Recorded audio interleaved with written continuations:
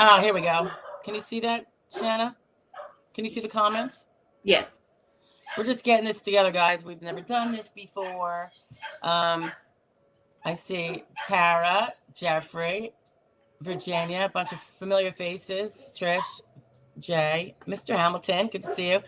All right, guys, I succeeded in getting Shanna here. Woohoo! This is Shanna Justice. What a great name, right? Particularly for disability, Justice Disability, right, Shanna? Yeah.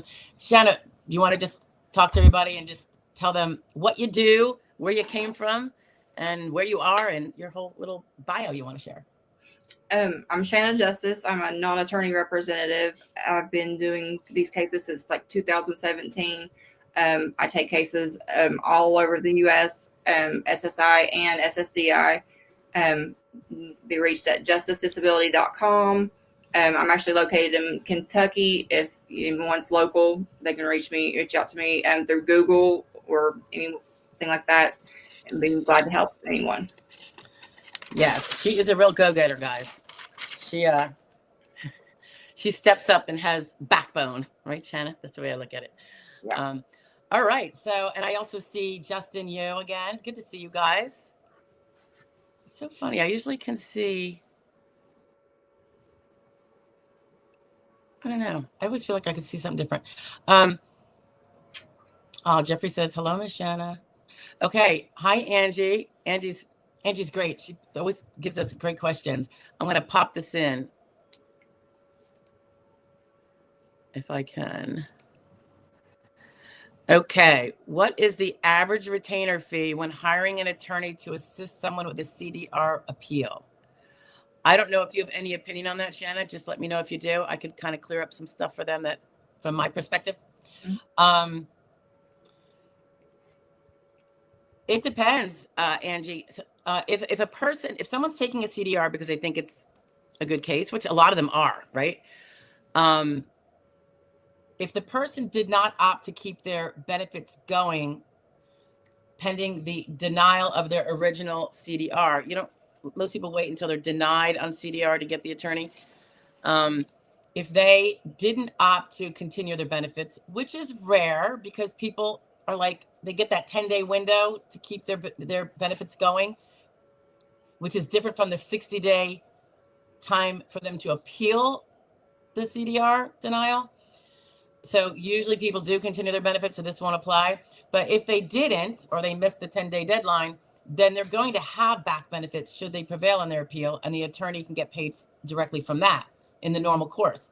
But because a lot of people do not, go that way, they quickly ask for their benefits to appeal because they read that letter of CDR denial.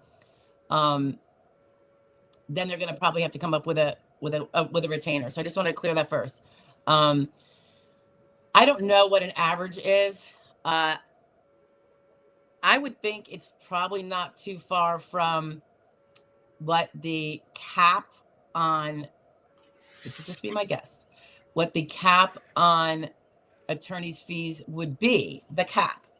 Now, that doesn't mean you're going to get charged that in the end. It's just that they want that in the trust account in the event they win and there's that much back benefits to be had, that would pay for that and give them the full attorney fee, or the full cap.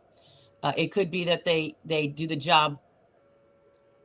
It's faster. It doesn't take that much time. And the 25%, or I should say, whatever the fee petition is that the SSA would have to decide on an award, since there's no back benefits, maybe would be less than that $9,200, which is the current cap.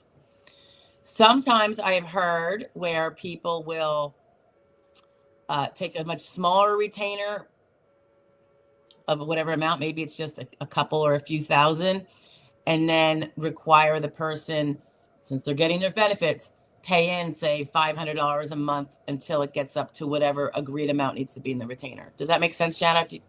Yeah. Because, everyone recognizes that if they do the work and get a fee approved, it's going to be very difficult to get a fee paid by someone who might be relying only on their Social Security disability. So, and none of us want to be the bill collector. So, and some of us refuse to be. That would be me. So, you know, you kind of have to do the things that allow you to take CDRs to begin with, and which is why probably the vast majority don't even take them. Do you take them, Shanna? Sometimes if I can walk a person through what they need to do, like if it's, you know, that kind of case, for them to do it for themselves, then obviously I'm not going to do anything for them. But if it's something more than that, I usually don't really do, you know, take a fee or anything. I just hope if I get something, I get something. It just depends on the case. Gotcha. Okay, I hope that explained that, Angie. That was a good question. I know people are always worried about CDRs, and I really think if you've done your homework after you win, doesn't necessarily mean being as aggressive of a treating patient as you were to win, but you do have to kind of always look in your back, you know, your rear view window, and know that you have to have some continuity of treatment. Maybe not every month like you were going, but because maybe now you're at status quo with the doctors, but you have to have something there so that you, when you do get CDR, you can say, yes, I just saw my specialist 3 months ago or whatever. Any thoughts on that, Shanna? In terms of, you know, like keeping up a little bit of, or maybe not just a little bit, but a reasonable amount of post-award treatment. Yes. Because there's going to be that CDR. If they're in the age groups to where that's possible for CDR, they need to continue at least any follow-ups that they are told they need. I wouldn't necessarily say seek additional treatment like I do in the, you know, trying to get approved, but definitely keep up with the appointments and not, you know, start missing them. Particularly the major things, right? The things that you know where you're, you know, like if it was a mental health and a back case. You got to have the proof. Without that, it doesn't exist. Right.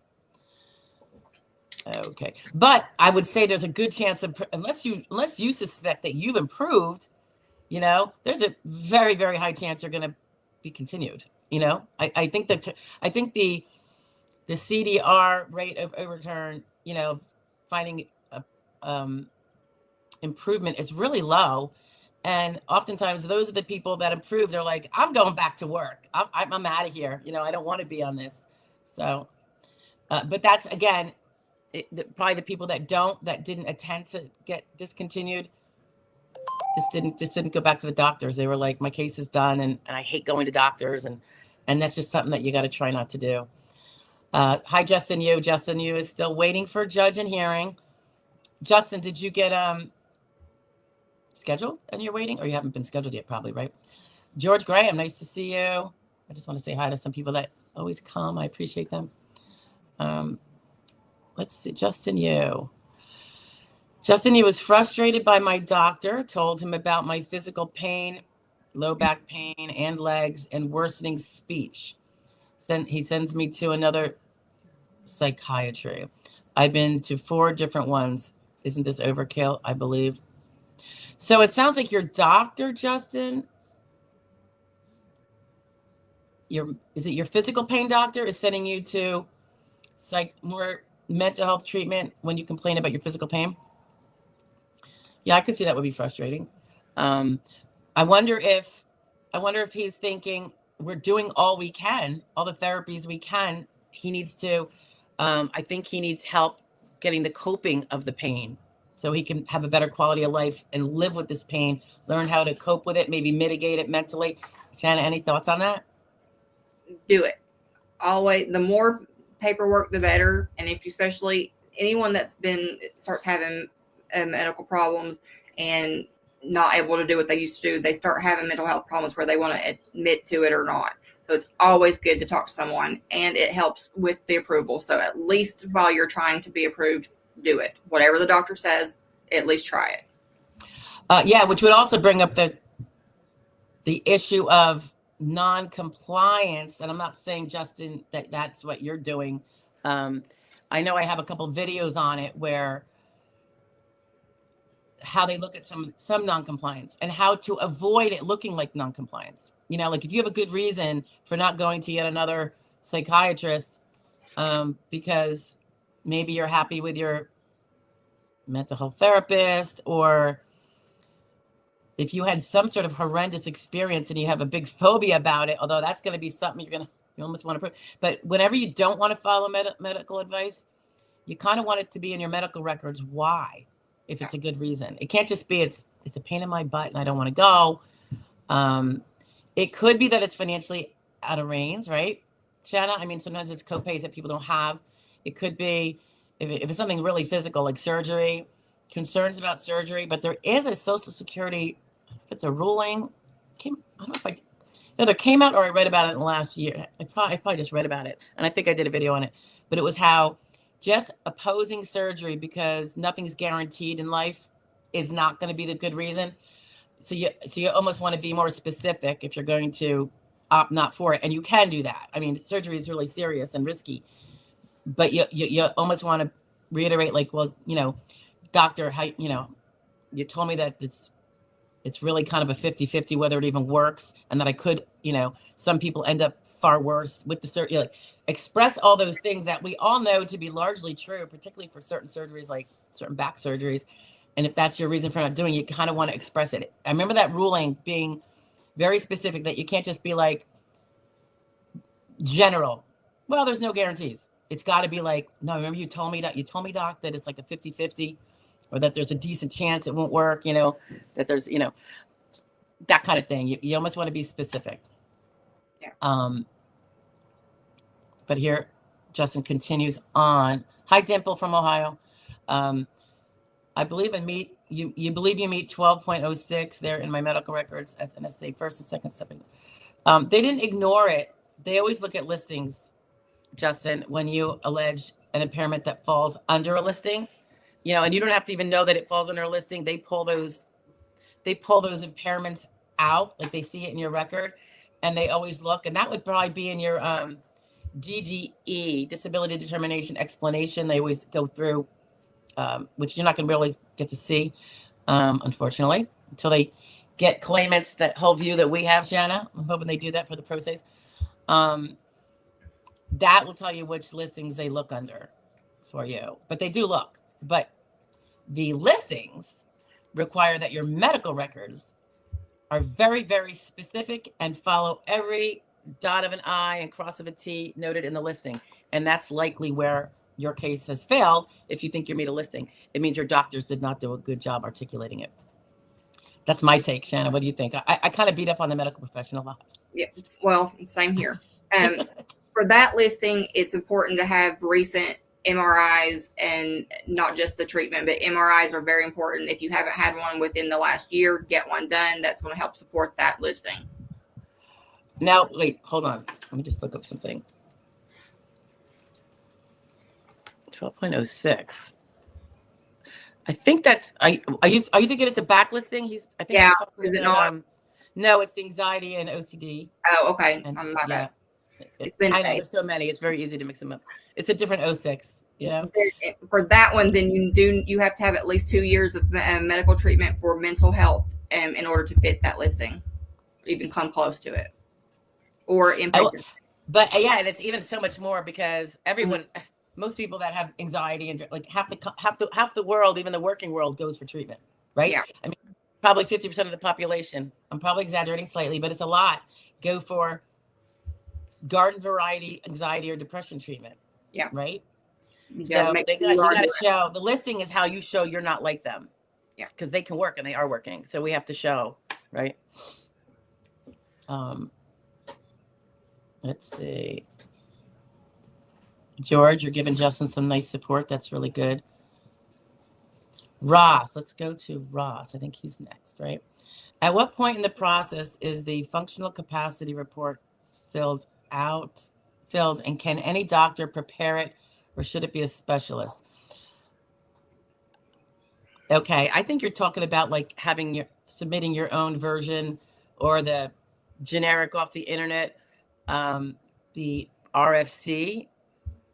And I personally don't think you want to do that. This is just me. I'm really particular about this, and I know everyone can vary. So Shanna, you might have a different opinion. I think it's risky to go, first of all, sending a 10-page RFC, the SSA's RFC that they give to their people to figure out what they think you are. That's long. Those guys are getting paid to do that. If you send that, which is available online, to your, let's say, physical doctor, a lot of those questions are not even going to pertain to where your limitations apply from whatever problem you have. And most doctors, I would suggest, aren't even going to fill it out. They're going to be annoyed that you sent them a 10-page form. They didn't even treat you for that finger.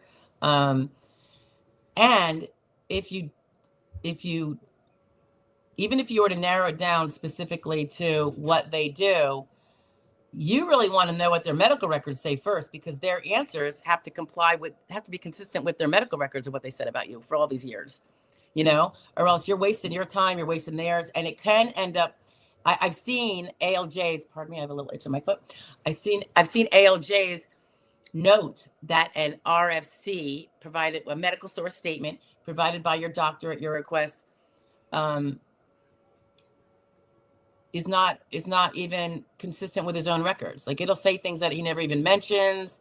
I mean, they can do a little bit of reading between the lines, but they can't do a blatant, like, if your records are all about being not complaining today, doing okay, back is a little better, and then suddenly in the RFC he's talking about how you can't walk for more than 5 minutes at a time or an hour and a half during the day, that's going to suddenly be probably found inconsistent with what he said before. It doesn't seem to jive within normal limits and not complaining. And now you may have actually lost some credibility on his own medical records, which if you hadn't had that next statement in the RFC, there would be no reason to find him incredible, at least in the fact that he gives you injections for your back. Like, there was a reason, even though he doesn't talk about the reason, at least it's bad enough to give you injections. Like some doctors, they don't talk much, but they'll give you the lessies and the sessies and all those injections. I just think you can run a risk. When I do them, I have all the medical records in for that doctor, and I'd like to know a little bit more about what the other doctors are saying, because remember, it's got to also generally be not inconsistent with the other stuff either. But so that's not going to happen right away. It's probably not going to happen on initial. The most likely place is heading to hearing for me. Not necessarily, though. It could be recon if you have a lot of good stuff. And if the doctor has already expressed to you, somehow that they're going to be on your side, which is quite a bit.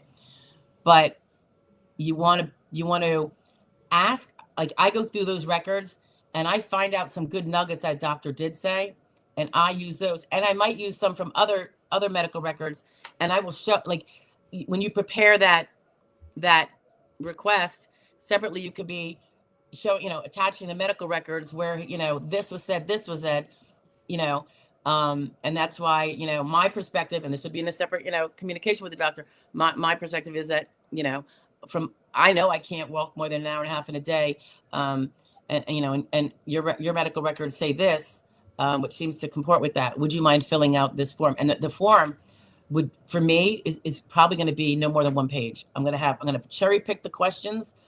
Like, if your case can't be won by saying that you can only walk 6 out of 8 hours, if that's not going to be the winner, that's not going to be the question I'm going to put in there, because even if you get the answer you want, it's not going to help your case, because it really depends on what your vocational profile is and what you need to prove to get to win. So you kind of have to know the path you want to go through before you start trying to get this from the doctors, and you don't want to include questions where the doctor can go rogue and not even realize it. Sometimes they think they're answering it nicely, like, oh, she's very limited, she can only walk 6 out of 8 hours, not like the normal 10, 12 people do normally.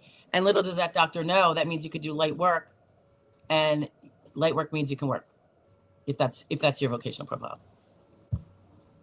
To make a short answer very long, that's my answer.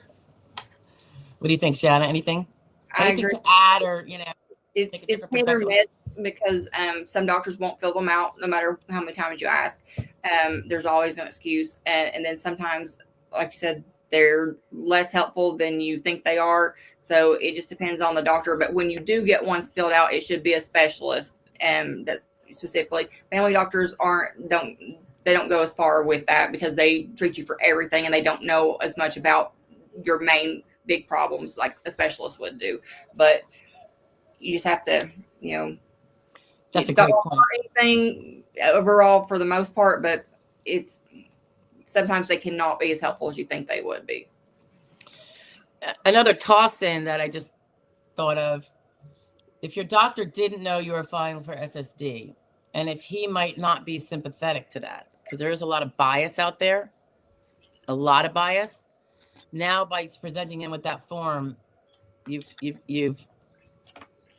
shown your cards. And if he's the type that thinks that you shouldn't, and we've seen this, I've seen malicious,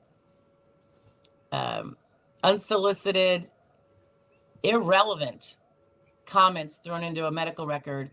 Sometimes it's by the medical assistant, sometimes it's by the doctor, and you know it's only because they found out that the person's filing for disability, and they're very prejudiced. So by giving him an RFC form, you're guaranteing he now knows. And if he wasn't the type of person that you want to know, and you might not know, because a lot of people think I should automatically tell my doctor I'm filing, and I'm like, no, that wouldn't be my suggestion.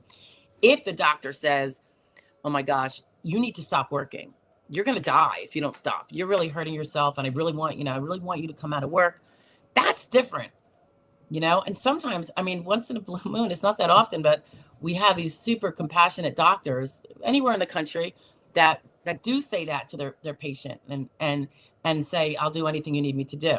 I will support you. And those are like the angels out there. All right. Jay Vaughn. Hi, Jay. Good morning. My question is for the younger crowd, like early 30s. What additional information can one submit to make his or her case stand out? Standing out isn't really, this is what I'd say, standing out isn't really the point. I know what you probably mean, though. You mean to show that I'm not like as able as one would think. Maybe like the under 30 crowd the under 50 crowd has to really climb a bigger mountain. You really just have to be going really, really more robustly to all those specialists, I'd say, about those problems and the severity of how they limit you from ever being, because you have to prove you can't do any job full time. Like your mountain is so high, right? You have to prove that you couldn't do a sit down or sit stand option job full time that requires no skill whatsoever and is a one step, two step, third grade type of capability job. You have to just prove you can do all that.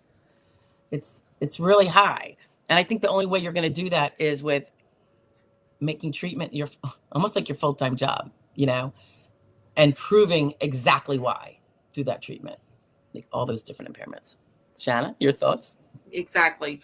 No matter how small of an issue you think something is, get it checked out by a specialist. And especially mental health is very important also at the younger ages, but because all the little things together will fit you into the box that Social Security wants you to fit into to call you disabled under the rules. So every specialist, and it seems like a lot in the beginning, but eventually it won't be as much because you won't go back to all of them. After the first couple of visits, they'll do their thing. Your family doctor can write the prescriptions from then on out or whatever, but you've got to get their opinion about it because they're the ones that went to school for that thing and they know the most about it. So their records are going to be most supportive for your issues. So get everything checked out, no matter how small you think it is. And medical compliance, I think, is really important too, because it shows that you are trying to do everything to get better so you can get back out in the workforce. And still you can't, whether it's the injections or the physical therapy. And I know there's impediments. It can be copays and stuff. It's really hard. If you have a support system, you're very fortunate, and if we can all keep a support system, family close to us, I think it's the best. I find the greatest outcomes often are people that do have the support systems because they have the ability, they have a roof over their head when they can't afford it, and they can use, and then someone's giving them a little money for the COVID, like whatever it is, can really help. Tara Denise, is it possible? God, I feel like I'm so blind. Is it possible or wise to hire an attorney to help with the initial application process, or do attorneys prefer to wait for a denial? This is for an adult child case under my SSDI, my daughter who's 23. Any thoughts on that? Shanna? Get it early. That way you can fix it before it gets bad. Yeah, I agree too. If you can get one earlier, there are some that won't take them because they don't want to do the extra work. And I always think it's a little twofold. Like, they don't want to do the extra work. And they might say, well, you might win without me and I wouldn't want to take a fee. Well, then don't take a fee if that's the way you feel. Just send it back. So I don't think that's really the valid answer. I think it's more like they don't want to do the early work, but you have a greater chance of losing without them. So the case is going to age and the fee will be bigger. Don't get me wrong. I get wanting a fee that's reasonable, because we often don't have reasonable fees in this profession. But I think, I don't know, I prefer taking them before they even file. Yeah. I prefer the extra work because I think it comes out with a much better result. And I think that's kind of our moral obligation, an ethical obligation. But yeah, it could produce a lower fee, but it's just the way it's got to go. I think if you can get someone that can take it early on, and you have a 23-year-old who's a younger person, so you already have an uphill battle, I know, because not a lot of us take the younger people just because of that mountain we were talking about before. But some of us do. I think Shanna does. I do. We just have to have I don't know about you, Shanna, but we now have and have had for a number of years, it's like a cap on each category, so we don't overtake in one, and then we can't take any more because we're never going to take more than we can super competently handle. So we're not like one of those volume places, but if you take it all in one, then you don't have any openings for the other. And if it's all in the cases that are going to take you 5 times as much labor hours and 5 times as much time, duration, like a younger person tends to do because of the nature of the case, then we can't take another one that's going to help keep the lights on while that one's brewing. You know what I mean? I don't know your thoughts on that. Do you have a protocol with your practice as to not, I'm full in this one and then this one opens up and then I can let another one that comes in the pike, or waiting lists or anything like that? No, basically any case that comes to me that I think that if I give them the tools and they listen to me about treatment and whatnot, that we can get there, because they've got the problems. They just might not have what they need. Will we wait a month or two to file and make sure they're going to make an effort to get that treatment and things like that started? Yes, but I'll still take it as long as eventually, if they're going to listen to me, I know we can get it. But, I don't have a set, list of numbers or anything that I'll take in each group. It's just, if that comes in and they're going to listen to me and do what I say, basically, then yeah, I'll take it. And I think you evaluate, obviously, to see that what they're saying is the problems. Yes, there is an avenue to win if you do X, Y, Z. Yes. There are some times too where one could be like, I don't think you can actually win based on these problems because you haven't described them in a way that medically says you can't work full time. I understand you want to focus on your problems and you're not working full time right now, blah, blah, blah. Right. So yeah. So I'm going to give a big shout out for that, because we do have a cap because we just have to. But so it's almost, like a waiting list. And I would say, but there's a waiting list, but don't wait. Go get someone who can help you now. And no harm, no foul. If your name comes up and you got a good rep, you're already going. Because there's never a reason to wait if you shouldn't be waiting. But I would like to always have someone that can take that and look at it and see if they think it's something, so that's good to know. People are going to love to hear that, Shanna. You guys take note of that, because there are a lot of younger people, and I wish our colleagues all took their share, but they don't. C. Schrock. Hi, C. Schrock. I don't think we've met, and forgive me if I do, because with George Graham, I didn't think we'd met, and we'd already had. So I apologize. I'm always like, I don't necessarily remember every name. Question on beginning period of widow disability benefits. We just had one of those cases. It was great. Just ended. Does it? Oh God, I can barely. It's so small. Why is it like that?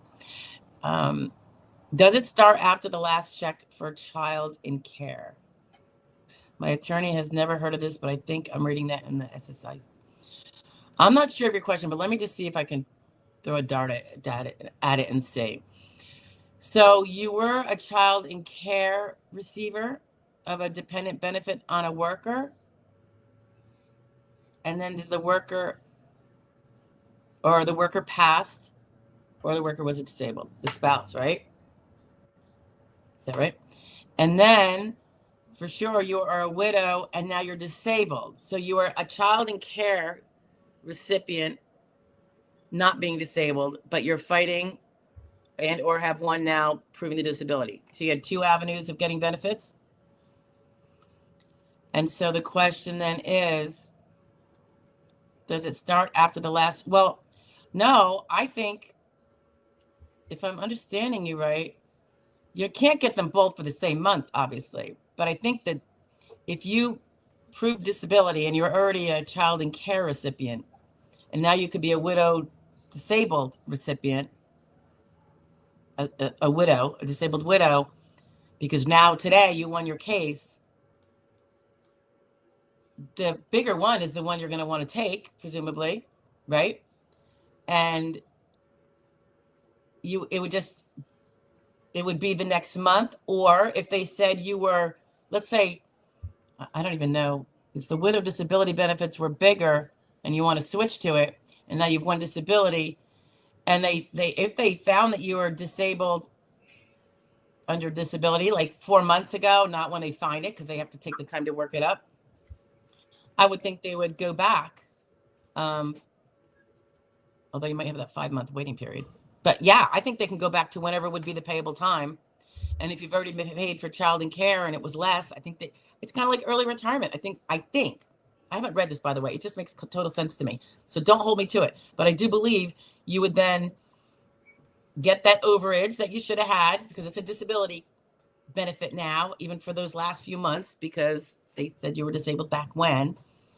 And you did get child and care benefits. So they give you that little overage if there is an overage. Kind of like when you switch from early retirement to disabled disability benefits, and you've been collecting early retirement, they give you the overage for all those months that should have been disabled pays, in hindsight. Does that answer your question? Am I even getting your question right? She's got a second message that said something about the exception to the 7-year rule. From between those two messages, it seems like the child and she wants to get those benefits, but it's probably been over the 7-year period, and you have to prove your disability within that 7 years in order to continue to get them after the child ages out. Yes, I would say so. Yeah, too bad I didn't know about that one. So I hope that answered that for anybody else, though. Yeah, so the second part of the question is there an exception to the 7-year rule that if you have it? I wouldn't think so. I honestly wouldn't see a rational basis for it. Would you, Shanna? I mean, you don't. The only way is if you can prove that you were disabled during that 7-year time. That's already the requirement for everybody. You don't get an exception just because you were able to get a benefit. Just because the time has passed doesn't mean you can't still apply, as long as you can prove you're disabled during that time. Right. Yep.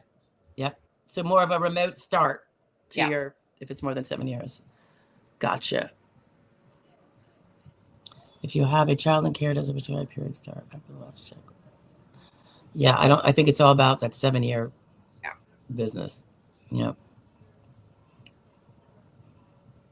All right, I'm going to scooch back up because I skipped some people. Okay. Primary doctor tells me to stretch. I'm sure he does, Justin.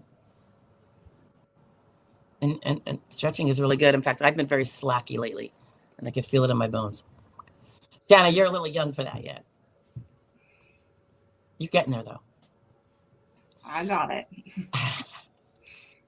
All right, George Graham. Will it hurt your SSDI benefits if you were on hydrocodone with major side effects and now take pregabelin to help pain? Will it hurt yours?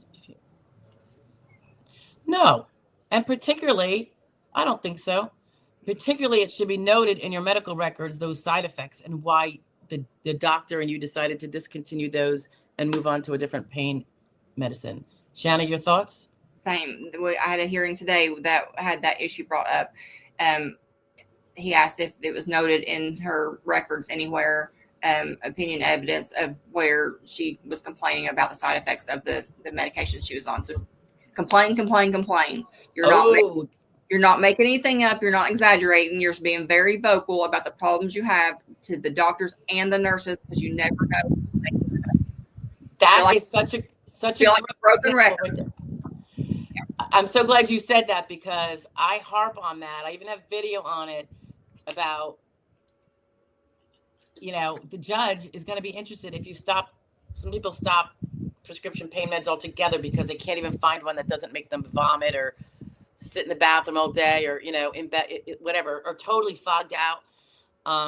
You really have to, there has to be a reason in the medical record where you are complaining about it, because why is he going to believe you at hearing all of a sudden? I mean, you're a motivated individual to win, you know, for reasons other than just, you know, legitimacy, even though you're totally legitimate. So document everything to your doctor. And I know, and make sure it's in those records, guys. Like, you could say it and it doesn't get in because they're often very poor recorders and not very thorough.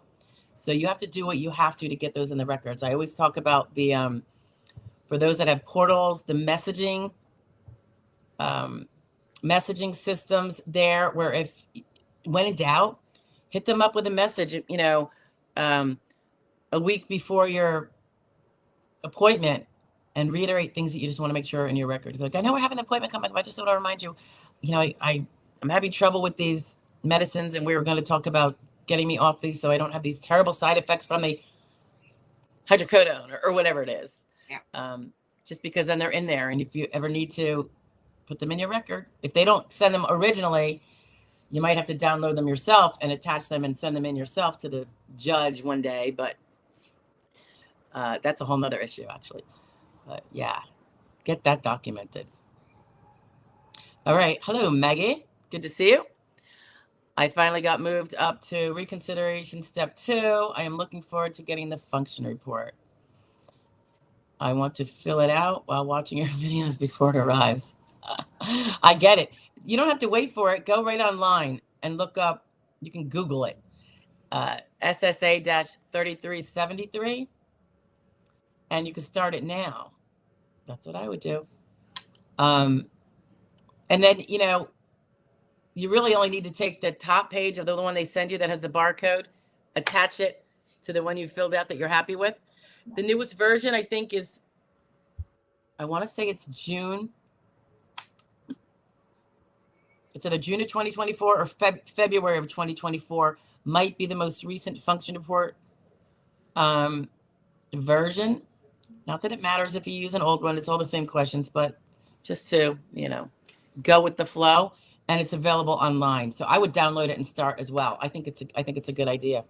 You don't want to be rushed. They give you 10 days from the date they mailed the letter or dated the letter, and you usually get it on day 11. Yeah. So,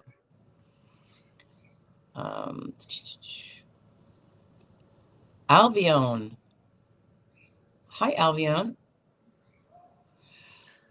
I keep looking at the wrong one. I should look over here. It's a little bigger. I'm on step 3 in Jacksonville, Florida. Will I get approved? I have 4 herniated discs, back and neck, from a slip and fall in December. However, I've been injured since 2018 from a car accident, still treating. That's a loaded question.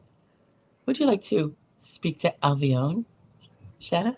As long as you are treating for every problem, see the neurologist. That's the best you can do. See the neurologist for the numbness and tingling in your legs. Get a nerve study done. Make sure you've got a recent MRI. Just keep treating. And if you're having anxiety and depression, make sure you're being treated for that as well. Every little bit helps. I agree. You know, whether you're going to be approved or not, Albion, will depend on the quality of those records. The part that you have power over to a certain degree is making sure you make the next appointment and always go and always keep going. Comply with medical recommendations. And if there's some that you think they should be recommending that they're not even mentioning, and you're having such significant problems, you can suggest it too. Like, doc, can you, I've been told that physical therapy might help this. Do you think I should be referred for that? Sometimes the doctors just aren't thinking, Yeah. And then of course your vocational profile is going to make a big difference too. Huge difference of whether you have how big your mountain is to climb. If you're 55 years old versus 35. Yeah. So there you go. Step 3. That's the long step. Hi, Diane. Munsell. Hi again. Nice to see you again. My son gets SS. I assume you mean SSI. I'm not 100% sure. Oh, if it's SSD or SS. If he is a disabled adult, but he is not collecting underneath a parent. He's collecting on his own. He was considered disabled before age 21, and she has a continuation. Let's see if she got it up yet. I don't think so. Okay. Yeah. There's two more parts below. Oh, you see them? Yeah. And Diane's? A little bit further down. Oh, there we go. Part 2. All right. Part 2. The diagnosis was schizophrenia, but I have never believed that is all it was. Now his doctors agree with me. His mental capacity varies between a 2 and 7-year-old and not able to self-care. That sounds like a very strong case. If you her main question is if they're able to get more for the SSI amount that he's getting is $900. Oh, right, because he's already receiving. Hold on. 3. We are trying to get a waiver for care in home, but because of initial diagnosis, it's funny that doesn't. The rules are so. I have to say, I'm not well vetted on waivers because I don't really do that area of law in terms of Medicaid waivers. Do you do that? I've found the form and have helped people get it, but doing it, no. Okay. Is it something that could be in your practice business-wise, or just something you've done pro bono? That's just something I've suggested that they get to help them, a client or whatever, help, and then send the paperwork to show that they are qualified for that. So therefore, they can't do what they need to do if the state's paying for them to, have help around the house and whatnot. So, gotcha. Yeah. So it sounds like you're helping them out because you're so nice. It's just something that the doctors fill out and say that they need it or not, and then if the state will pay for it, they will, or if they qualify from the doctor's thing, it's all. It's not nothing. Gotcha. Really. Yeah. So, okay. So part 4 is the actual question. Are we able to get more SS right now? It is 900. 900. If he's never worked sufficiently for the credits, you should download his Social Security earnings statement. But it sounds like he may have never worked. No. Right. So if he never worked, he's getting SSI because you say he's not getting under a record. You might want to, if you haven't done so already, you want to apply for DAC because if he's been like this since childhood, he's an adult, you said. You just have to prove that he was disabled before age 22. So if you prove that it's been forever, and if he had SSI as a child, which would depend on your income, maybe you didn't have it because you had too high of income, but I would apply him for DAC for sure. Doesn't it sound like they should? Well, you can't do DAC unless you're collecting. Did she say she's collecting at all, or anybody in the family? Diane, so when you or another parent of his collects disability or retirement, or God forbid passes away, then he can apply for DAC. But I would get all that. Start building that case now because medical records disappear. Get all those childhood ones. Just get them all and keep them. I'd keep them in, I would say, like 5 different ways. I'd have paper copy. I'd have cloud copies. Because, things get destroyed. And it could be 20 years from now. Let's say you're not collecting, but you will be one day, retirement for sure. Where are those records going to be? They're going to have disappeared. So if you get them, it's a potential gift for his future later. It's like a legacy in a way. Because then he can collect on your work record. When you are no longer working. All right, let me scooch back up because I know Okay, George asked about artificial intelligence. With AI taking over, do you think you will offer a fee to help people with initial filing due to needed brief language the computer is looking for at SSA?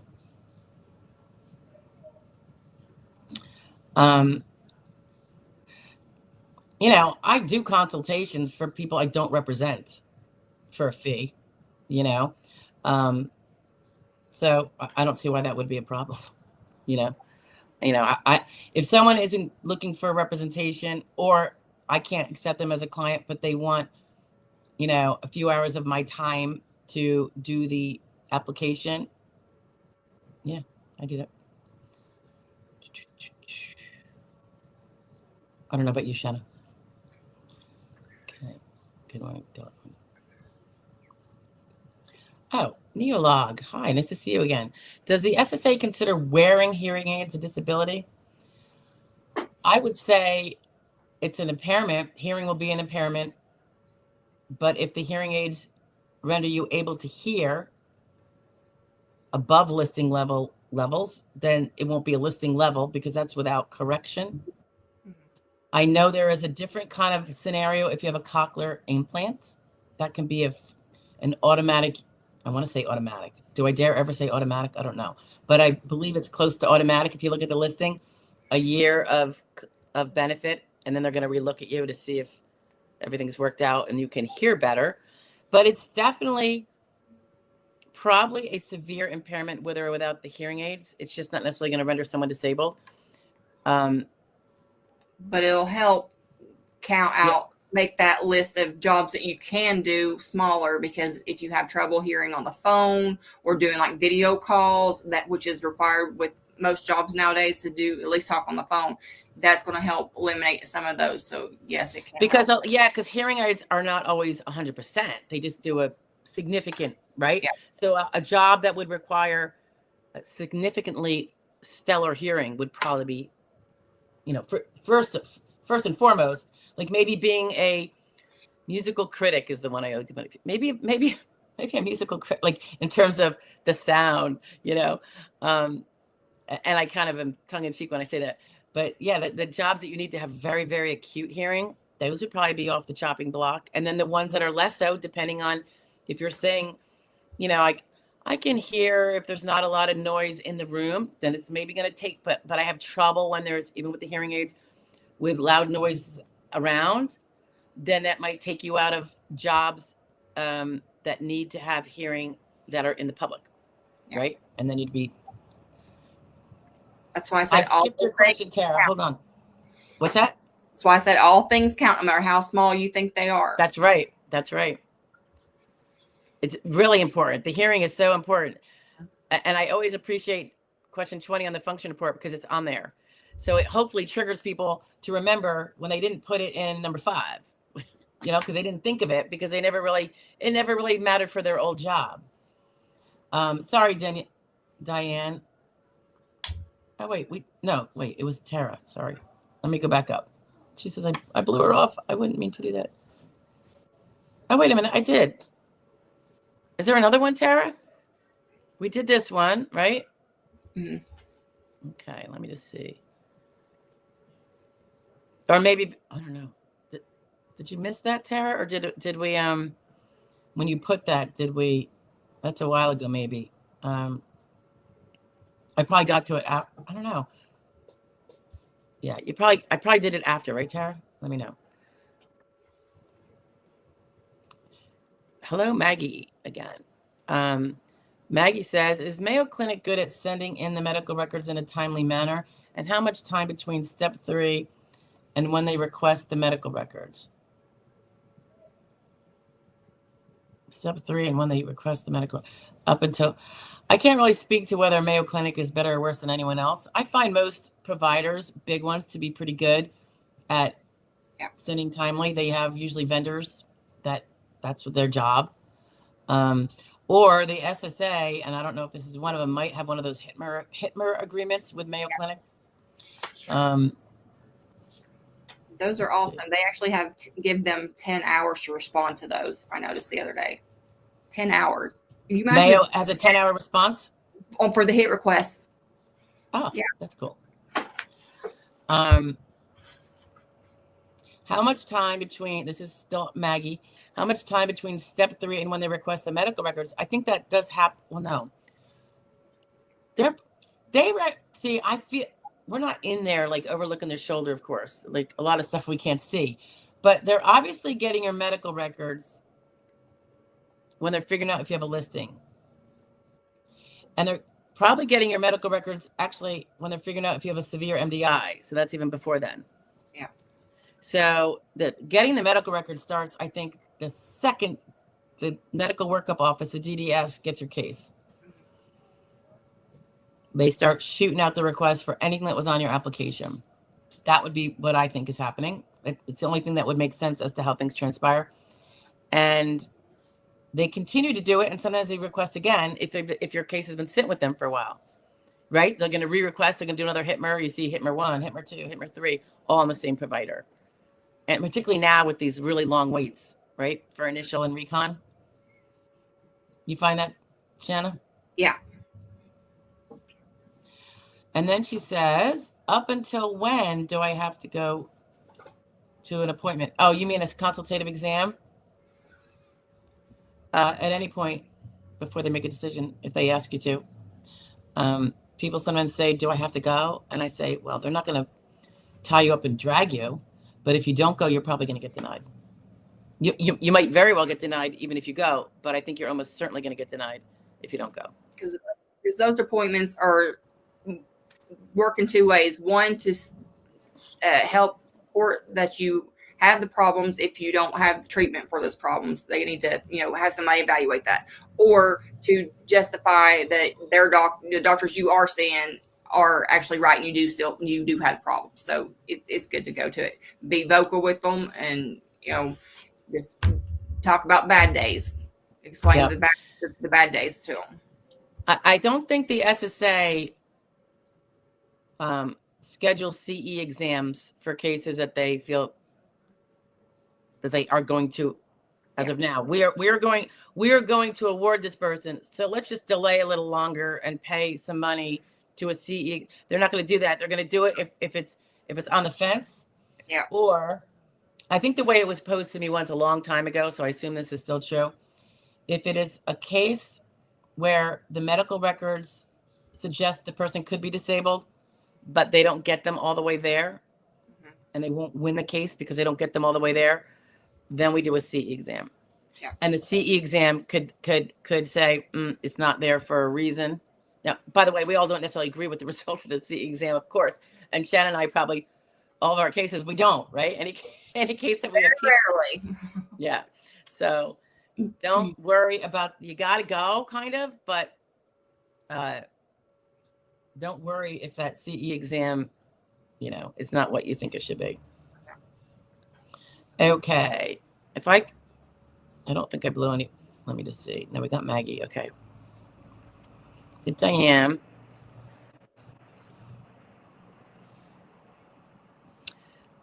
Mr. Vincent. Hi, Mr. Vincent. Good to see you always. Hi, could the states take over SSA, and would it make the process flow better? Actually, Mr. Vincent, the states do run the actual part where they make the decision. So they have taken that over. The whole decision of that is outsourced to the DDS, which is a state agency. Obviously, they have to follow SSA law, which is set by Congress, and the regulations. But the states actually, the only thing the feds do at first is that the field office is intake your application, make sure all the necessary check boxes are there to make it a valid application. I think they also make sure that you submitted the 3368. 3368, either in paper form or when you did your online, so that you completed that whole 2-step process. And once that's done, they will shoot it up to, and whether or not you have to attest to it or not, and then they shoot it up to the state agency. So it is the state making the decision. Until, I guess, if they deny you, you appeal, you get a recon, you appeal, and you go to an ALJ, that would be back kind of totally in the federal regime. Does that sound about right, Shanna? Yes, I agree.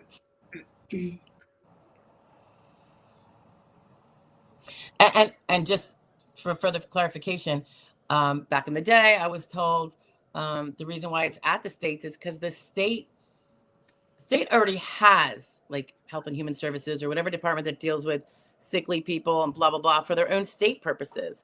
And they already know the various doctor's offices, so they can get records faster, knew where to call, like all those kind of things. So because they already have their knowledge base, it was smartest to use them instead of, someone who didn't. Now, ironically, sometimes a case will get a workup at a far different state when they're trying to balance workloads.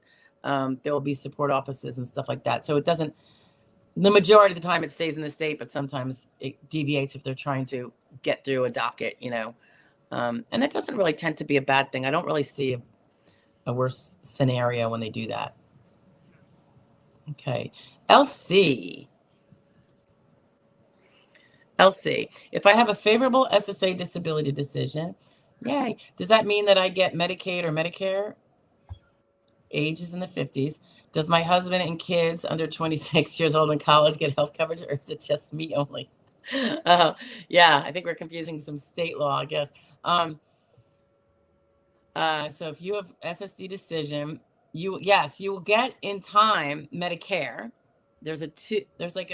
Once you have received 24 months worth of disability payments, your SSD payments, and that could be some that you got in back benefits that covers some of them.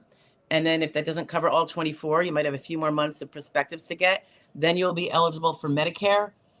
And they should reach out to you, but be sure to diary that for yourself and reach out to Medicare if they don't. And or SSA, I think, can help you with that too. So, and then Medicaid would, as always, because that's a state level thing, unlike the Medicare, that will depend on your income probably. So you might not be getting SSI, but depending on your state, maybe you could get Medicaid if your income is very, very low. So that'll be another thing, but you'll definitely become eligible for Medicare if you stay on SSD a sufficient amount of time. So, and that's a really good thing. And then does the husband? No. You're the disabled one, you get the disability benefits. So, all right.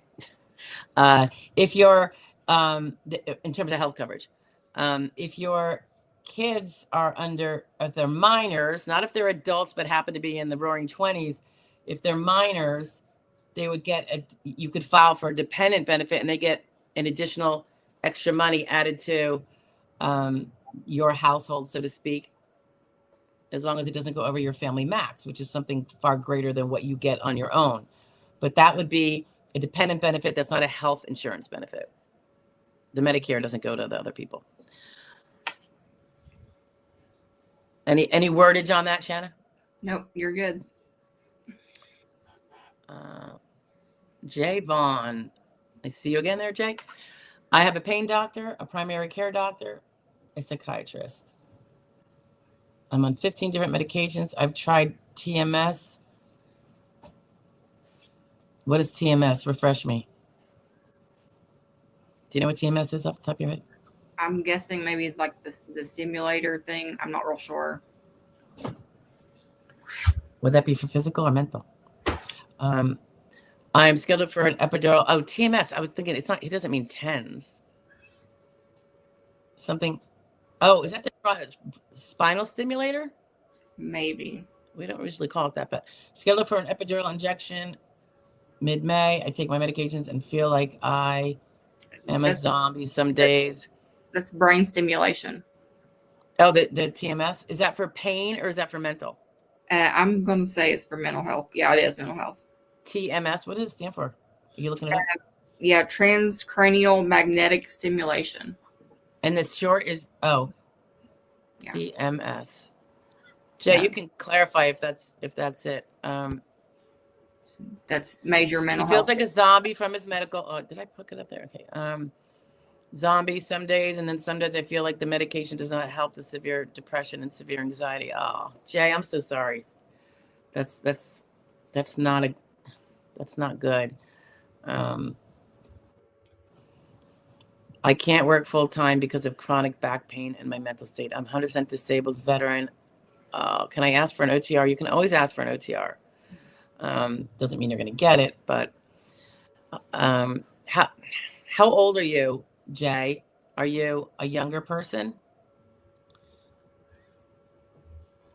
With those issues that he's saying, it sounds pretty serious. Those documents are all submitted to Social Security. He should. I won't ever say the word easy because no one ever knows. But he should be approved at some point once they have all those records with that. You'd like to think so, right? If the TMS is what you're talking about and it hasn't worked to, and you're still under treatment for severe anxiety, severe depression, and maybe the kind of, one thing I always say about the mental state, and I think they look at this. If you're saying you can't go out and work, even a simple unstressed job, but you do go out and do your other household needs as needed, like you shop for the kids every week, and I think that can be a little bit of a, and I'm not saying it's even fair, but the optic is, well, you can do what you need to do without pay, but somehow when it's for pay and, in a schedule, whatever. Now, if you can prove you can't keep a schedule, but you have to prove it medically. So that would be something that maybe if your provider talks to about, he's unable to keep a schedule, he finds he's distracted, and next thing you know, it's 2 hours later and he missed an appointment. Like, sometimes even missed appointments that are very chronic can actually be helpful evidence sometimes when someone is missing a lot of appointments for the mental reasons. Yeah. I'm just seeing if I missed anything he said. Yeah, I mean, I really feel like the TMS would be a big thing. Yeah. It kind of sets it differently from garden variety depression and anxiety. And I hate to say it that way because that's what they categorize everybody kind of as until they don't, right? Because that's one of the last things that they try for mental health. That's after you've already went through all the medications and all the other stuff that they've tried, and along with therapy, that's like the last thing that they try to help. So this one showed the amount of decompensation and the fact that he tried all the medications and all the treatments before, and nothing worked. And that itself can help the person get approved. The fact that they've tried and it didn't work. And Jay, you're asking about an OTR, so I assume that you're heading towards hearing, because you don't ask for an OTR before then. That's something you ask of the judge, right? Yeah, I would ask for one, assuming you have all those records in. And if you're self-representing, you gotta make sure they're in there. You can't rely on anybody else to do it if you don't have anybody else. I would like to see you have a representative. But that's a personal choice. Albion, early signs SSD will be approved. That's like having a crystal ball, Albion. Come on now. I'm scrolling up there to refresh myself. I always say, Shanna, I'm like, oh my God. I go, I can't even remember what you said. Like when there's a follow-up question, I'm like, let me scroll back up. He's on step 3. Yeah, I would need to know that vocational profile before I could even make an opinion, right? To give, if you would have an early approval or not. All right. That was in response to this. Albion, any early signs, SSDI will be approved. Couldn't say, don't know your case. I mean, unfortunately, the little words we can have here aren't sufficient. We need to know so much more. The vocational profile details, the contents of your medical records. The intricacies are really important.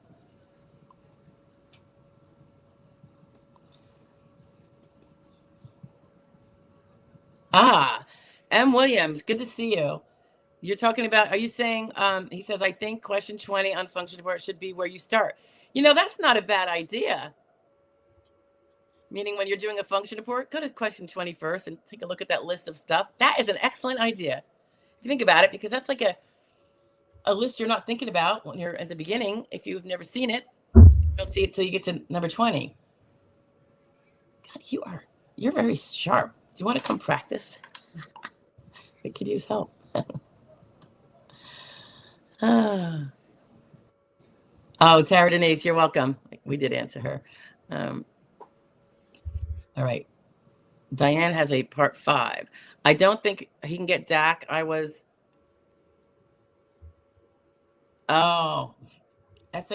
SAHM. I'm not sure what that stands for. Dad was a minister and was able to not have to pay into SS for most of our marriage.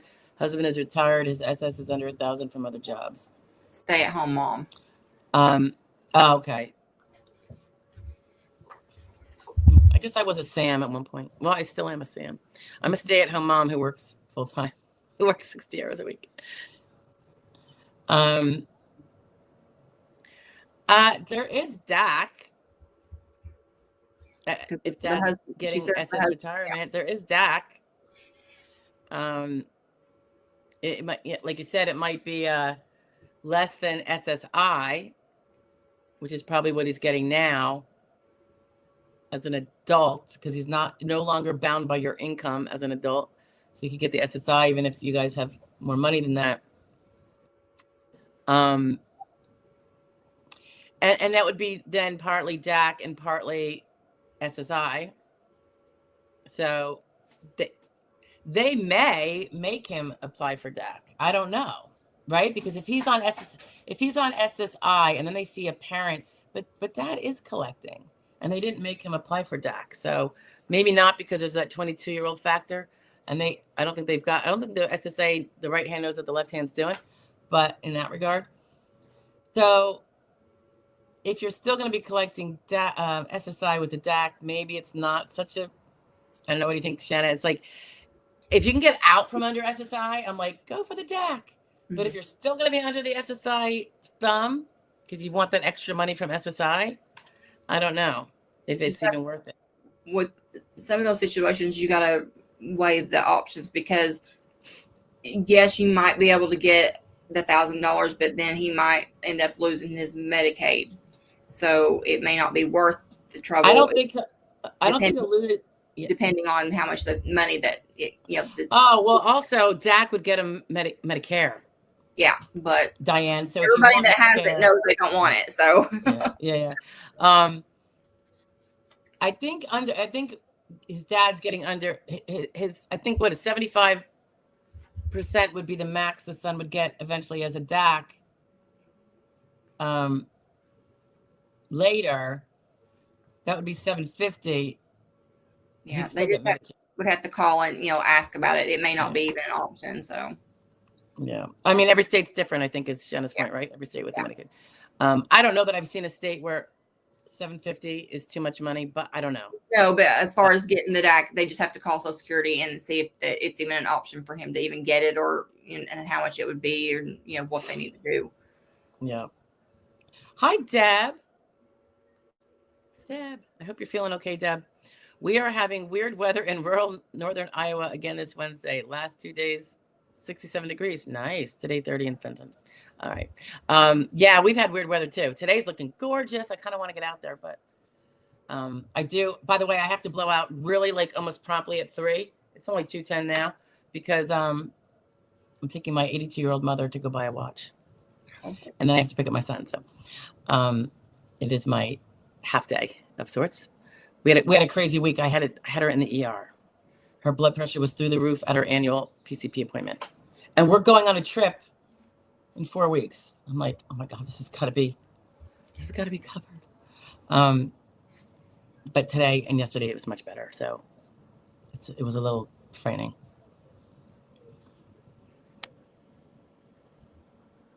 Okay, Diane. I'm just going to throw up Diane's part 6. Son became disabled at 18 in senior year in high school. He only worked a little and was let go. Never able to get driver's license. Condition keeps going down. When you say he became disabled at 18, is that when he started getting SSI, or is that when he became impaired? Like, was it an acute thing that happened, or was it something or was it not? And he was actually disabled before then, but he was never legally eligible for any disability because you guys weren't poor enough for him to get SSI as a poor disabled kid. I think you're probably saying that he was legally eligible at 18, and that would be because your money no longer prevented SSI. That's what I'm guessing you're saying, Diane. But yeah, so the proof, if he's still, I don't know how old he is now. DAC is a good chance, but like you said, it's not going to be that much. And his condition keeps going downhill. I'm so sorry, Diane. I know as a mom, it's got to be really painful.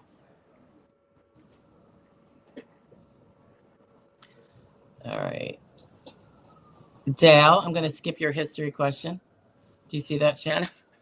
Yeah. I'm not history buff. I don't know. Yeah. Let's see. We can just get rid of that. Tasha. Hi, Tasha. Now we have Tasha Denise and we have Tara Denise. Are you guys related? For my hearing with the ALJ, my attorney told me not to tell them that I have physical problems because I could still work at a desk job. I'm not sure I get that question.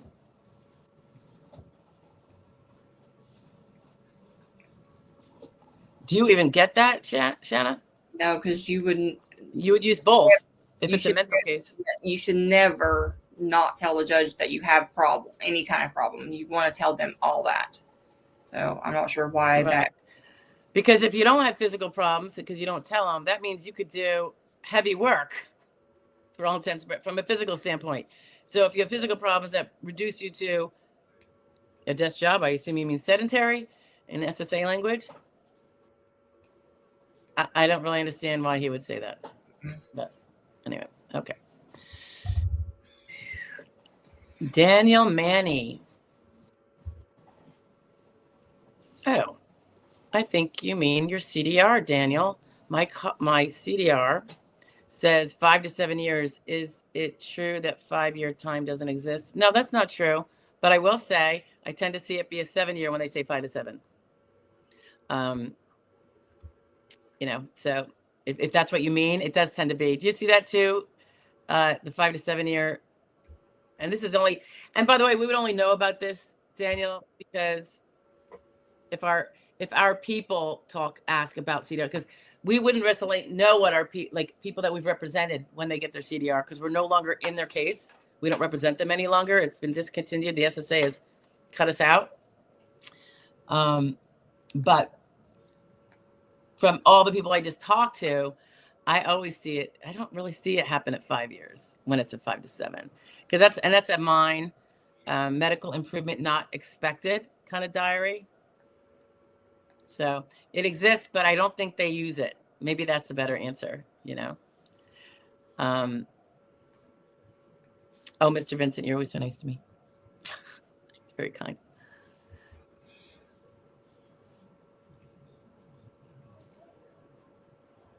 Dale, I'm going to put this up, Dale, although I don't know if you're being serious or not. Can I get SSDI after a sex change operation? I have transgendering clients. So my guess is yes, if you're disabled. If you're not disabled, I'd guess no. How does that answer your question there, Dale? Virginia, hi Virginia, nice to see you again. Oops, where are you? Virginia, I went for non-medical in front of judge. Does that mean my medical pass? You went for, I would need to know what that was about, because generally the judge does not do non-medical unless you lost on a non-medical and then you appealed it. And the SSA didn't correct it. And you said, but you're wrong, SSA. I do pass the non-medical stuff. Like I do have SSD coverage or whatever. And you appealed it up to an ALJ. That would be really rare, but well, maybe not so rare, but yeah, like they had your DLI, like it could be something like that, I suppose. What else could that be, Shanna? I don't know why. I mean, for judges don't normally do that part, so I don't know what it would be. Gotcha. Yep, Jay is confirming that TMS is exactly what you reiterated there, Shanna. Transcranial magnetic stimulation. Okay. Yeah, that sounds serious, Jay. Yeah. So, yeah, cranial spells it out for me. Once you see the C in there, it's definitely brain. Angela Cobb. Hi, Angela. Nice to see you. Hello, I've been in the non-medical review status for SSDI since 1/27/25. I reached out, I called DDS, and she said no one from my local office picked it up yet. By the way, this is a reconsideration. Okay, so it sounds like DDS made their decision. I don't see that the DDS told you what the decision was, right? They usually don't, because they're supposed to make it, and then they're really not supposed to have anything more to do with you. It's made, it goes back to the field office for that non-medical review. Shanna, I don't know if you've, seen any of this, but we talk a lot about after a determination, it seems like everyone is getting a non-medical message. You're going to non-medical review to see if you still qualify. And so they all think that they've been found disabled because you don't need a non-medical. You wouldn't think this is true. Right. Yeah. And I think it's a mixed messaging. And now it's been, we're pushing a year and a half at least, because I think I was first talking about this in December of 23, I think. And even had a video, and I've had a few extra, it's chronologically gone further. First it was, you get the non-medical and it's like, oh yeah, that means that they've made a decision. And if it's a non-medical review, the only reason you would need that is if they found you medically disabled, and now they have to do part 2. And then we found out that everyone is getting them. Win, lose, or draw, they're just sending them out. And it really misled people. Now, if they see this, they know, okay, don't get my excitement up yet. But before, it did seem like it was an exciting new messaging step, and it turned out to be a faux message, and I can't believe they have not fixed it. Year and a half. Jay Vaughn is 31. I think Jay was a veteran. That's the TMS. Yeah. Jay, I really wish you the best with your case. I wish everybody the best, but you're tugging at my heartstrings there, Jay. My veteran heartstrings. Okay. Danielle is asking about the 5-year CDR. We already saw that. Okay.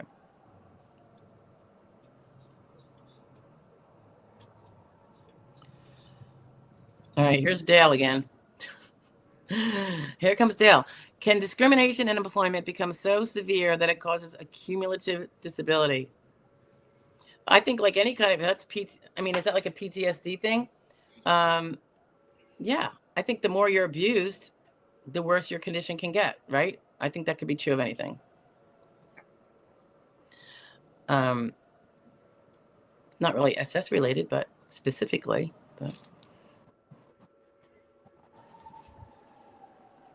All right, Dale, I'm gonna just take this off about your next comment. I don't know if you saw that.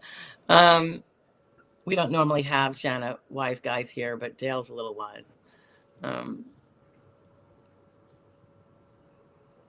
Okay, Angela says she was told someone would call her regarding the non-medical review step 5. All right, that step 5 is not part of the sequential evaluation steps that we normally talk about. When they say you're at the DDS and you're at step 3, that's a sequential evaluation process. So this is the internal, no meaning steps that the SSA field office area and or payment, like those non-medical offices, spew out, and nobody knows what that really means because it's just an internal thing they use. And they're going to call you. Now, if you prevail, see, that makes me wonder if there's some hope here. Yeah, I thought the same thing, but I don't want to give false hope. I know.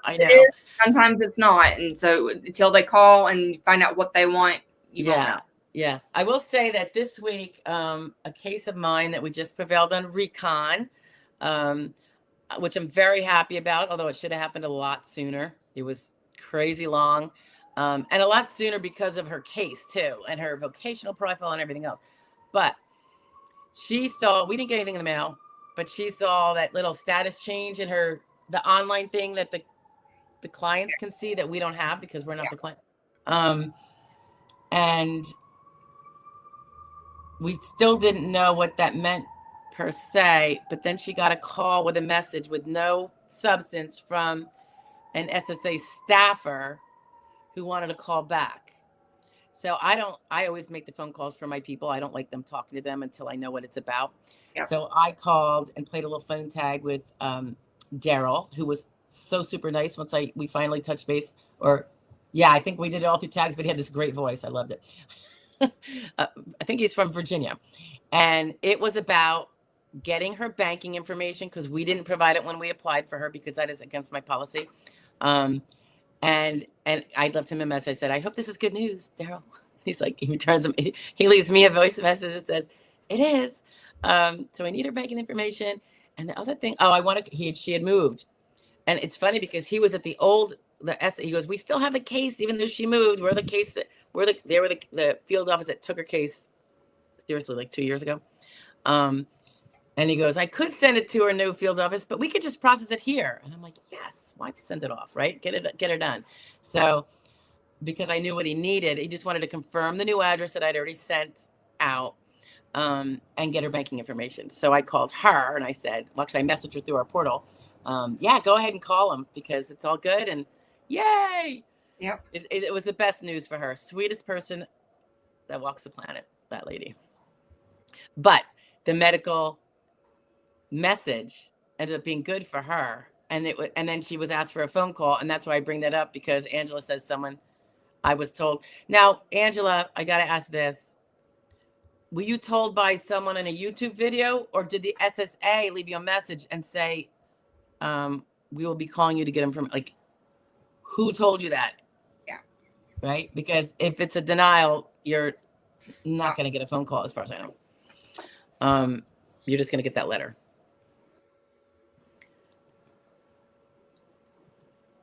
Javon. Okay. Jay's bringing up the fact, and he has really severe mental health issues amongst physical issues as well, but very severe mental health. So I'm just reminding everybody what he said. He had an appointment with mental health for ketamine, and he's not a candidate for it because he's bipolar. The appointment will help you too, though. Mm-hmm. That's a fact of the cross layovers and the interference of one disorder over another, and the contraindicated medications that could otherwise have helped. It's terrible for you, but maybe good for your case, Jay. And that's a weird oxymoron, right? Shanna, we got this. This is Jay. I do have a lawyer, but she doesn't answer my questions. You could say something if you want. Do you have anything to share about it? We're not all made the same, Representative. Like, you are the only one that I've met that does cases even near the standards that I have for myself and the way that I work them. In my area, there's only like a couple offices that will work them even close to being proper, per the rules that we're supposed to go by. If you're not happy with the answers you're getting or the help that you're getting, you can always seek another representative. But we're not all made the same. I wish we were, because if an office does all kinds of legal work, not just SSA, they usually don't put the time and effort into them like they need to and should and are supposed to. So I hate that he's having that much trouble with it. Yeah. And particularly when he has probably anxiety and all these other symptoms going on. Now, I agree with everything Shanna just said. It is a very wide spectrum of what you get. And the part about those that dabble in many other areas and they tag SSD on as I call it the redheaded stepchild. Yep.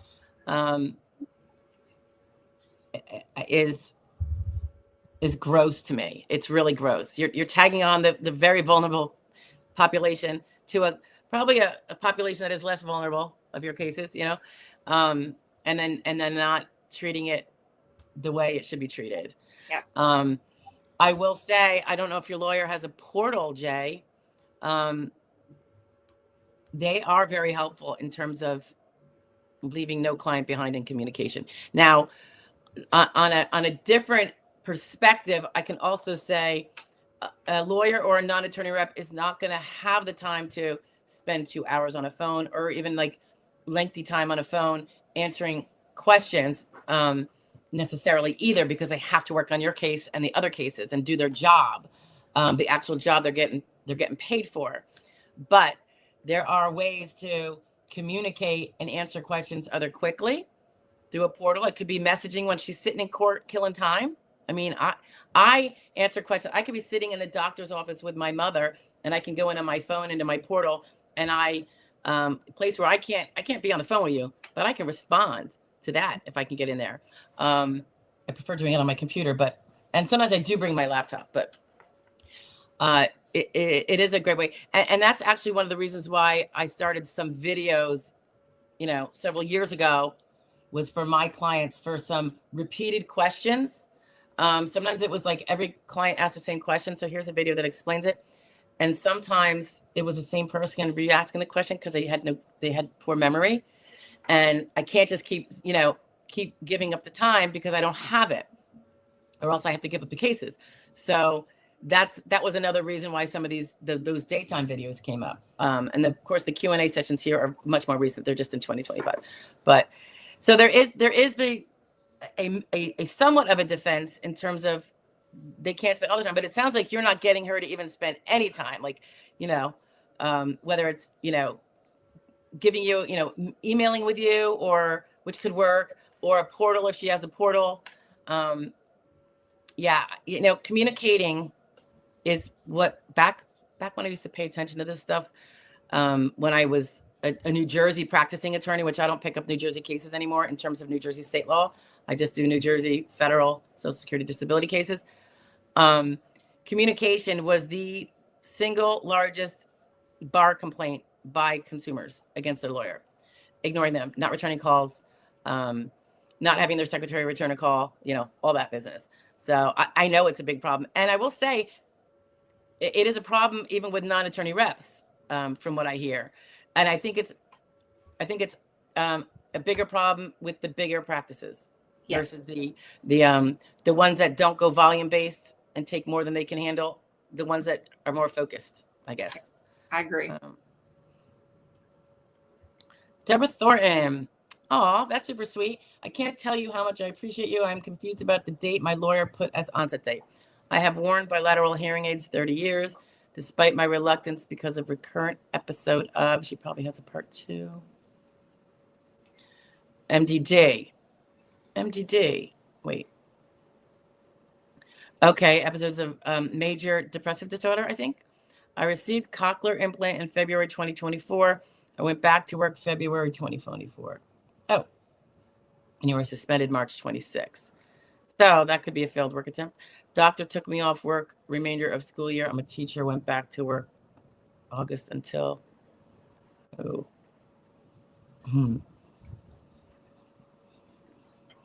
Okay, I'm not sure what the question is, Deborah. You'd have to ask him.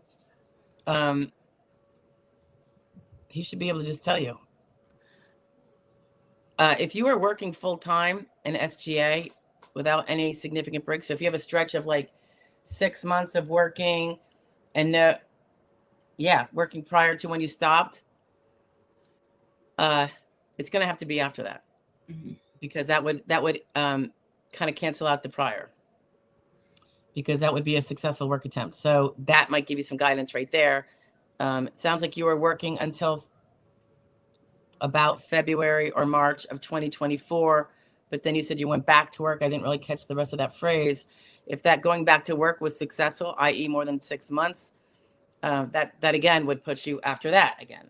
So it really depends. That work chronology, stopping and going, we analyze that really detailed when we pick our onset dates, because I want to go back.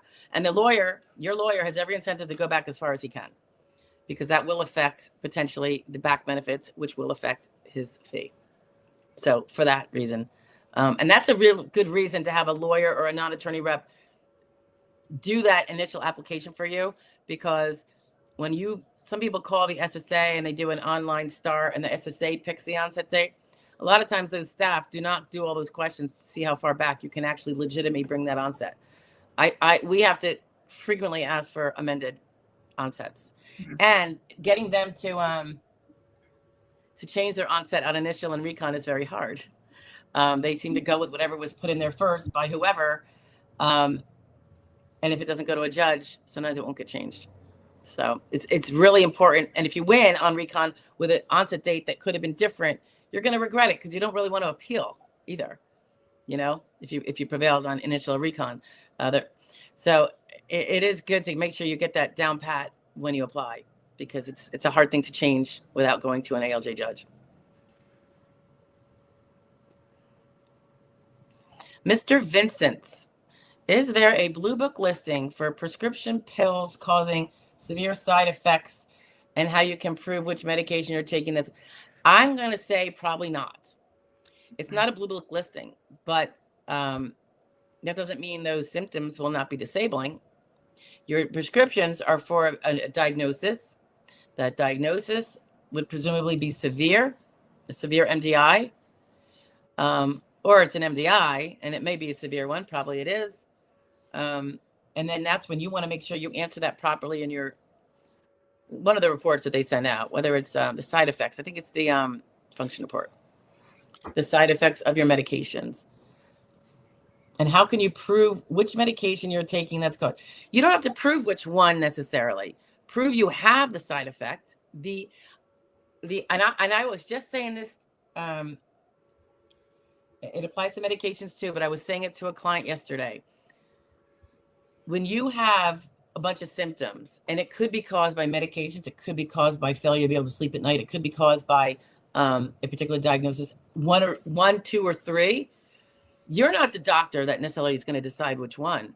It's not necessarily critical at all for you to do that anyway. Proving that you have the side effects by complaining about them to your doctor, getting that in the medical record, being very vocal, being complaining. Sometimes they give you a pill to affect the side effect of a side effect. All that stuff, and complaining about it in your function report and complaining about it to your doctor. So it's very well documented that you've complained about it. And then the fact that it is an actual side effect of a medication, the SSA they're going to generally know what the side effects are. But I always say, like, I had someone recently who said, well, my irritability is not from my depression or my anxiety, which the person has. It's from my pain, my physical pain. I said, I get it, but let's not us play the doctor. You might almost be better off if it is partly because of your mental health problems. So don't cut off that option because you want to be the diagnoser of where that symptom came from. You don't have to be that person. The mere fact that you have it, and the reason why in that particular case, irritability, if it's from a mental health thing, let's say they get your pain under control. Oops, no more irritability. She can work with the public. Mm-hmm. No, because she has it because of lack of sleep. And so you don't narrow your paths to win, we always try to get as many paths to win as we can. And we don't want to narrow any of them down. So.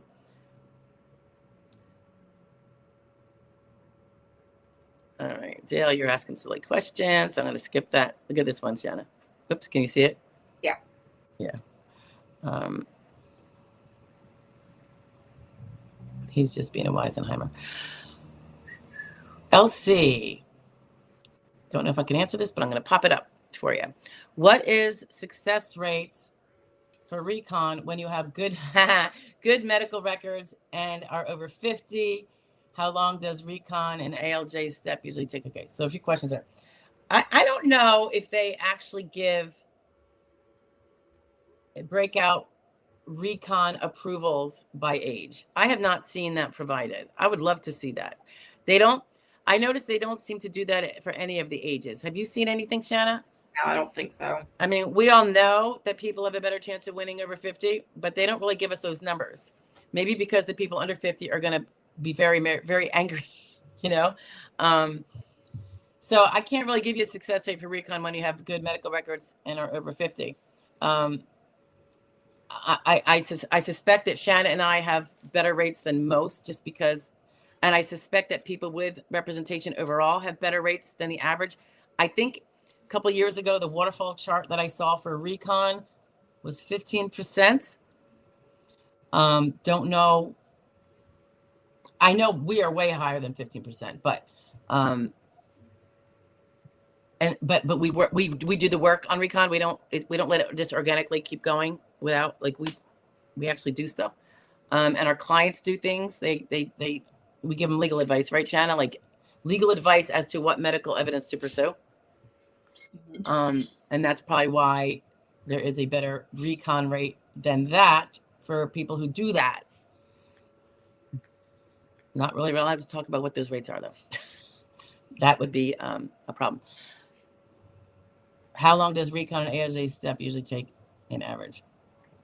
Well, you've been seeing a whole variety, right, LC? I mean, some people have been on Recon for a year, and they're doing nothing wrong, and their rep is doing nothing wrong. It's because there wasn't an adjudicator to work up their case and make the determination. ALJ step, that's variable right now. It was kind of like not that long. Now they seem to be taking a little longer. What do you have on that ALJ? Wait, Shanna? Mine are still moving pretty quickly, so I don't know if and I've noticed like the cases that are like you send records in on yours, I send records in on mine. That itself is going to make those cases move more quickly at the earlier stages if there's an examiner Sure. attached to it. Other cases, if you don't have someone that's sending that stuff in, they are going to sit there. Or if you just sometimes you just get a bad examiner, so they are going to take longer. But as far as like for my ALJ cases, they are still moving pretty quickly, and I'm hoping they don't stop and go like everybody else. What are you saying? Are you saying like after we appeal for ALJ, it's scheduled? Is it scheduling within 6 months, or within 4 months we get a scheduled date, which could be 4 months out, or which way are you talking? I'm getting within 3 to 4 months of asking for the appeal, filing the appeal and asking for the hearing. I'm getting a date 3 months out. So, okay. So, all right. I will say that's probably true here too. I know a lot of people aren't the offices around me, they don't work that, they're not moving that fast, but they're not pushing them to move either. They're not doing things to help them move. So, okay.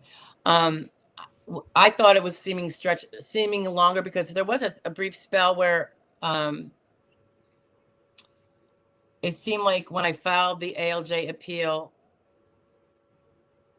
we were getting scheduled. As soon as they got that, will you do a video hearing business back? And they sent it out right away. Yeah. They want it within 30 days. We sent it within 2 days, and boom, we're on the scheduling block. Yeah, so they're doing not long after we send those back at the out. So there are some that have been scheduled within 2 months. A date has been given within 2 months of sending, filing the appeal and stuff. But it's like everyone's different, obviously, but and every office is, but they are still moving pretty quickly on my end. Yeah, which is good. I had one that's scheduled within a month, got a date a month after filing it. And that was the first time ever because, I was like, thought something was crazy there. Yeah. All right. This is my friend, John Gon. He's my friend from here. But anyway, he's always very sweet. You see his little message? Yeah. I won't put it up, but it'll end up being. It'll be in there in the because I'm not deleting it either because I think it's funny. But okay. Deb Lindley about my mom's BP. Yeah. I gotta actually when I'm done here, I think I'm gonna take it before. Well, I don't think I'll have time to take it before we have to run to the store because I have to pick up the kid. But okay. Diane. Okay, I see what you're saying. Diane was talking about her son. He became impaired at 18. So that was like an onset thing. I'm really sorry, Diane. I can't even imagine what happened. All right. I don't know what this is. I'll just get rid of that. And he's 26. It sounds like he has probably a good case, though, Diane, because he's already getting SSI. So he's already been found disabled. And you said since he was 18, right? I think. Danielle, you are very welcome.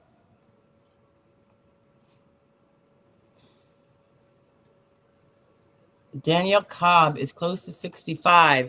I'm putting this up here, Angela, just for everybody else's sake.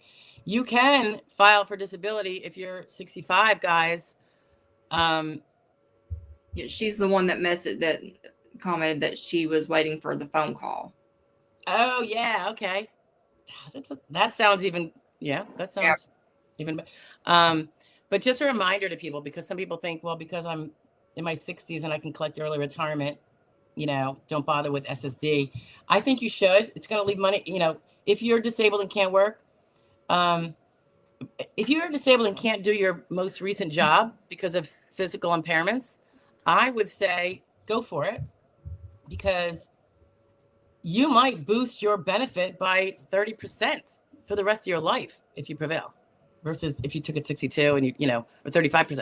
So it's a big, it could be a big difference. So just if you can muster through it, and maybe it won't be so stressful if you don't really, you're not going to die without it because you're already getting early retirement. But I say go for it. You know, you paid for that. You know, you might have difficulty getting a rep, but so just do the best you can. It's like no harm, no foul, and don't leave that money on the table. Any thoughts on that, Shanna? Yep, you're good.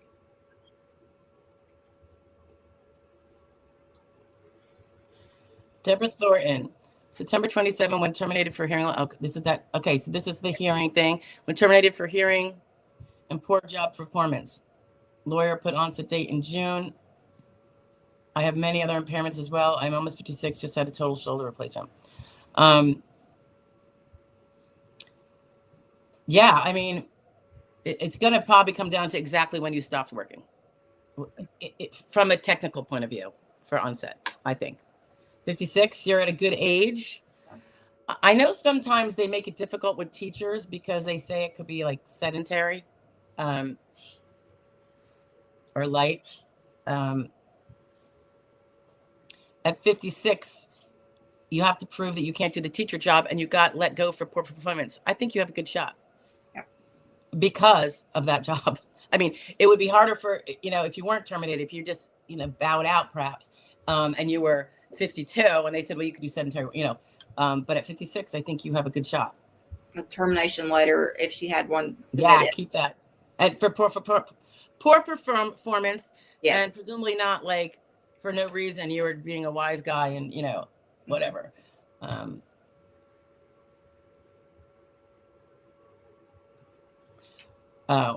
This is about CDRs again from Daniel Manny. Since I'm on the 5 to 7 CDR and MINE, would I get the short form? Probably, or they might. I don't know. How old did you say you were, Daniel? You might also get a bypass. Sometimes they pass them by. Yeah. They're like, we decided to, you know, not CDR you. They did review you internally, and they're moving on. So that's possible too. I think that's even more possible the older we are.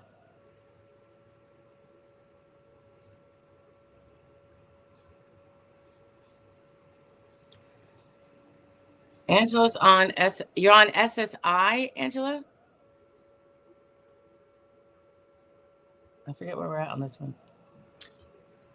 Let me scroll up.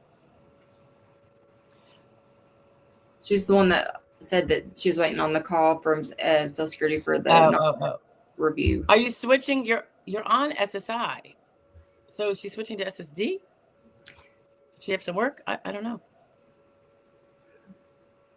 I mean, you're already on SSI. So were you on SSI? Did she say she was 65? Or she's about to be 65? I feel like that was the lady that said that. Okay, she's close to 65, which means she's not on SSI for age. She's got to be on SSI disabled. Probably early retirement. Oh, do you mean early retirement, Angela?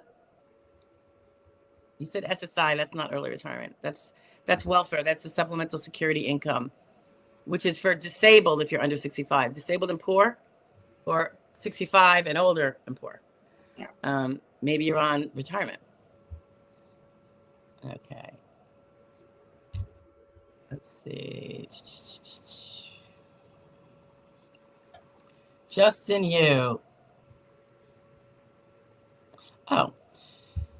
Do I have to wait for a judge in my Western region, or can I get a judge anywhere in the U.S.? Generally, they're going to give you a judge in your particular specific region that you live in. But they do not infrequently try to balance the workloads. I remember I was in a Connecticut case once, and we had a judge on video in Puerto Rico. So they do that.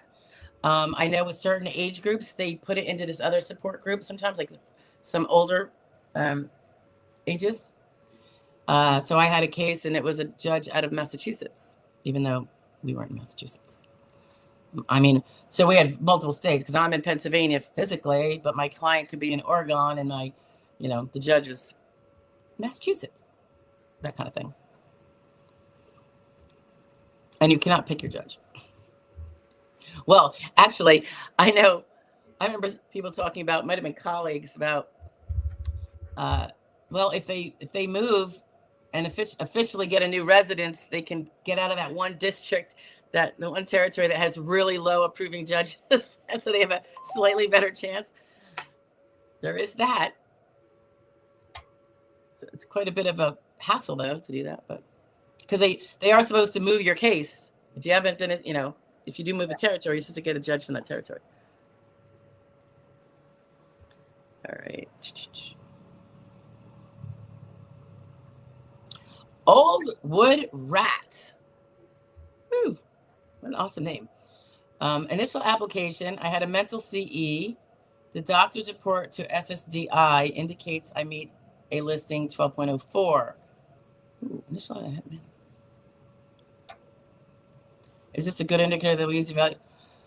Well, if they don't use it, it's good if you go to a judge when their very own doctor said that you meet a listing. You see that, Shanna? Mm-hmm.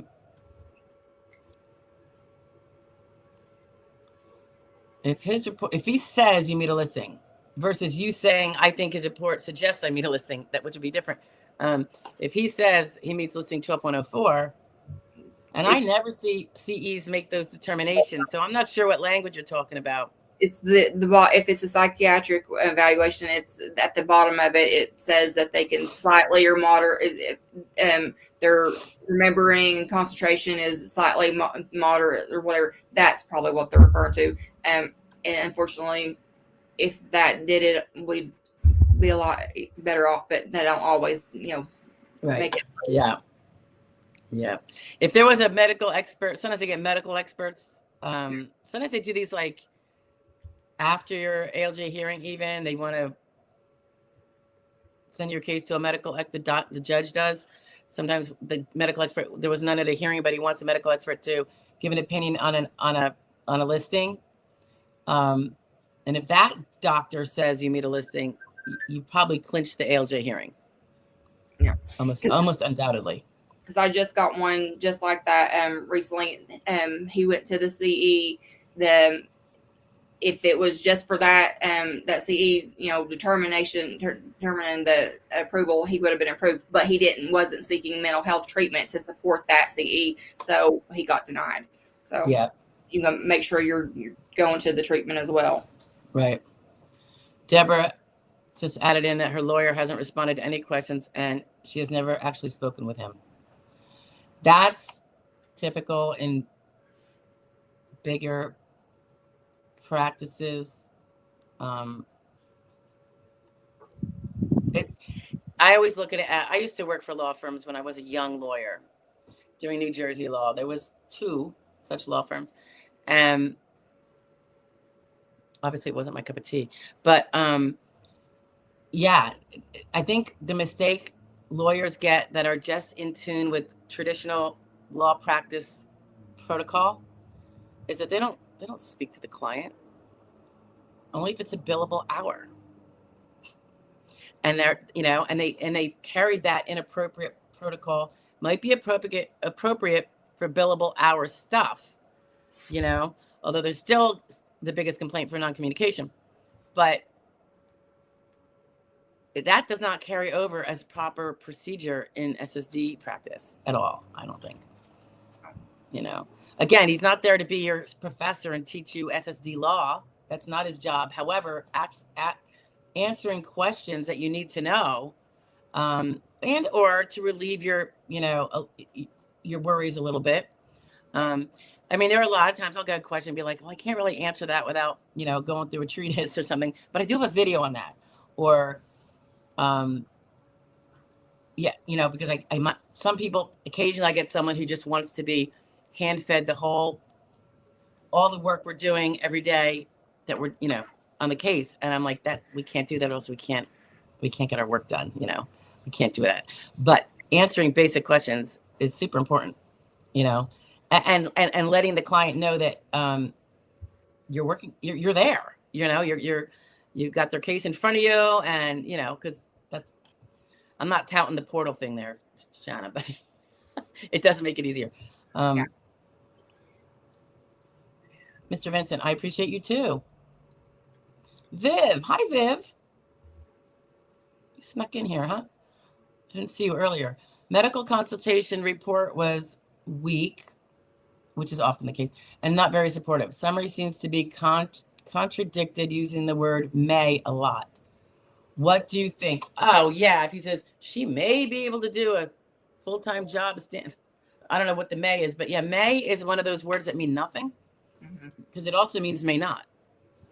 I always say when you read things in media articles, and if they're all saying is something could happen, something may happen, that usually means they're pulling your leg. They're trying to get you to think a certain way without saying anything. And we see that in media all the time. That's what I brought that up. Part 2. Okay. What do you think? And her part 2 is no significant limitations noted during today's evaluation that would affect claimant's ability to perform fine and gross movements effectively required to perform. I think that would be ADLs, and claimant does. I don't know what it does. It might be a part 3. All right. So that statement is really only limited to your fingers. So if you don't have like a finger impairment, that's not going to, no harm, no foul with that statement. If you do have it and he's refuting that it even affects you, no significant limitations. Like, let's say you have finger arthritis and this dude is saying, you know, no significant limitations to perform fine and gross movements effectively. Yeah, she's got a part 3, a couple down. And I would ask this too. Did he ask you to button, zip, or tie something in front of him? If not, did he ask you if you could, and what did you say? If you said, yes, you can do those things, and you didn't smartly say, well, I can, but it takes me a really long time, then you probably gave him his answer. If he didn't ask you at all to do any of that, then he just made up something, in my opinion. You know, because even if he did that finger tug thing, you know, if that's a strength thing, that doesn't have anything to do with your ability to do, you know. So it really depends on what happened at your CE. I always ask people to take note. If I see a comment about the fingers like that in a report, I ask them, did he have you show him? Did he ask you about it at least, about your ability? What'd you say? You know, and usually it's that he never asked anything about it. And then I've seen those comments put in there. And then we do actually a letter complaining, you know, to the field office and the DDS. And I get it right in the file that says, according to the claimant, there was no such task to perform and no such question asked about whether she could zip, tie, or use her fingers. Pick up change might be another way they might get that in there. So, you know, I have seen and I believe my client. So I think there has been some lies in there. Might be because it's a canned report and they didn't take out that statement. And that's a problem. You know, like they use some sort of, anyway, we're getting close, guys. And I can't stay late today. Because I have to go I have to take my mom someplace. But so it's almost time. I'm going to try to see. Official Justin Cotton. Of course I have time for you. You have a very important question if you're listening. Well, we're reading. You have to put in the chat. And Viv's part 3. Claimant does not have dexterity appropriate for use of a computer keyboard, buttoning, clothes, and tying shoelaces. Claimant may have physical difficulties related to work as noted. Wait a minute, Viv. He says you have no. Is that two conflicting things? Is that what you're saying? I think the latter one kind of saves the day. Yeah. Do you see that? I bet you it was a canned statement. He forgot to take that one out, but he put in the details. What do you think, Shanna? Yeah. Because this one is this. Claimant does not have dexterity appropriate for use of a computer keyboard. That's really big. Mm-hmm. Buttoning, clothes, and tying shoelaces. Not that many jobs include buttoning, clothes, or tying shoelaces, but it speaks to how they would be used for other things. So it's fine. Claimant may have physical difficulty. I think he just covered. I think he fixed the inadvertently. He might have left that other thing in there. Or, you know, there's that little does not have significant. He made to put has significant. No significant. That was probably a typo. Like a phrase left in from a can. They use the same template over and over again, which is a problem. But I think it's cured by that. By It's going to counter out. It's going to counter out of a lot of sedentary work. It's gonna, but he cures his own error by putting in the finer details. The other one is the finer always overcomes the more general anyway. And he gave more detail. Terry Clemens, nice to see you again. If I am married, but me and my husband has been separated for 2 years now, how will they affect my SSI? And we both live in 2 different houses. He lives with his sister. I'm married. If you're estranged from your spouse on SSI, do you find this, Shanna? And he is not giving you money to support your household, your anything, then it would be like you're not married, but you have to make clear that he gives you nothing, that you're estranged, and put that in the application and all that. If he is giving you spousal support to keep up the house or anything, that's going to be a different story. Daniel Manny is a young 61. Cute dog there, Daniel. And being a young 61 is better than being an old 61. And I'm not far from you, so that's my goal. All right. Danita Horton. Okay.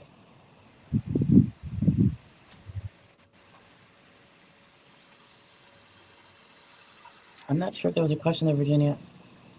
Pain into passion. Let's see this. We'll see. TV. Okay, so this is pain into passion. This is a federal level question. Judgment was reversed and remanded. Okay, now I got letter sent back to ALJ for a new hearing. That would be expected. Approximately how long for those rescheduling hearings? Your thoughts? They're supposed to be taken first. Well, among the group of things that would be taken first. So I had one. It still took like a few months. I forget where he was located. It did take a few months to get it scheduled. Yeah, I got one remanded last month, and I'm still waiting on the date. Yeah, we had. Yeah, so ours isn't even scheduled yet. We just sent in because they just asked for it, the video agreement form, and ironically, when I was able to get into after I signed up to be on it, I was connected. We'd already had the remand and the AC order. I just came in at that level. I was not in on it before. And suddenly it blipped out of the electronic file. And I'm like, what's going on? I called the field office. They're like, it looks like it's still at the federal level. I'm like, no, the federal court remanded it. It went to the AC. They did an order remanding to go back to judge. And I gave her the date. And then she kind of found it. She goes, oh, it looks like something must have gone on. She recommended call the OHO office. Yeah. And so I did that. And they're like, and they too saw that something had gone weird. So some tech glitch happened, which happens. And they have since gotten it back on, and we're back on track. And I think they're going to schedule it soon because they just asked for the hearing agreement form. Hoosier Sphinx. I am at step 3 DDS stage. Okay, that's the medical workup. Received email from SSA last Wednesday saying status updated, but I still don't see change on my, that happens all the time. All the time. Can't speak to it. Yeah. It probably does mean, though, that it might mean that a determination's been made. You just don't have it yet.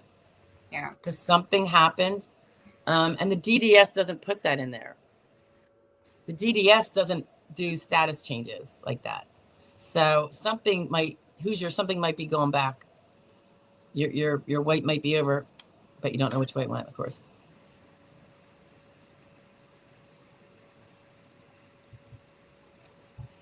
Angela Cobb, she has more health issues now. Can I get more money with S? Well, if you were on S, I think she was confirming that she did do the early retirement at 62. Like we were talking Oh, about. yeah. Usually that would mean if you can get it switched to SSD, and the closer you can do that to 62 versus 65, so your onset date, and when they decide you were disabled, yeah, you're going to get a bump up. Yeah. If they decided you were disabled all the way back to 62 or before, you're going to get your retirement, your SSD is going to switch your benefit now to an amount that is not reduced at all, and that's what you're going to get to ride with for the rest of your life. If they say, well, we see that you're disabled but only since 64, that's still better because it's still 3 years worth of non-reduction. Yeah. That's going to be added back to your amount. Light sedentary work history. You have to prove you can't do your old job there, Viv. Generally speaking. You're welcome, Angela. You're welcome, Pain into Passion. Okay, Terry, lots of cues there. Debbie Thornton. Lawyer's assistant said my lawyer is interested in seeing my function report because it was my responsibility to complete it. SSA has been helpful, granted me 2 extensions for completing function. Yeah, well, I do a different whole procedure. So my clients don't send in their function reports. And if they've already done it before they come to me, I don't like it, but it is what it is. Usually there's lots of things I wouldn't have done on there. Some lawyers are like this. They don't want to do that legwork because, they're not getting billed. They're not billing by the hour. And that mindset. What's that, Shanna? I'm the same way. I want to see it. I want to help with it because some people don't understand what's being asked, or they want to tell too much or not tell enough. And there's a happy medium in there. So I want them to fill it out the best they can, but don't stress about what they don't understand, and then come into the office or talk with me on the phone and let's finish it together. And then I'll send it in. That way I know what's being said, and then we can alter, because everybody wants to say that they sit around and watch TV because they can't do anything, but you don't ever want to say that because it makes it seem like your concentration and that stuff is fine if you are just watching TV. But try to watch TV is the whole different thing. That word "try" gets thrown in. Yeah, just certain little additional words change the entire meaning and make it more accurate and more helpful. Shannon and I are totally on the same page about this whole business with function report and probably work history report. I'm guessing the same. That it should not be, in our opinion, that is our job.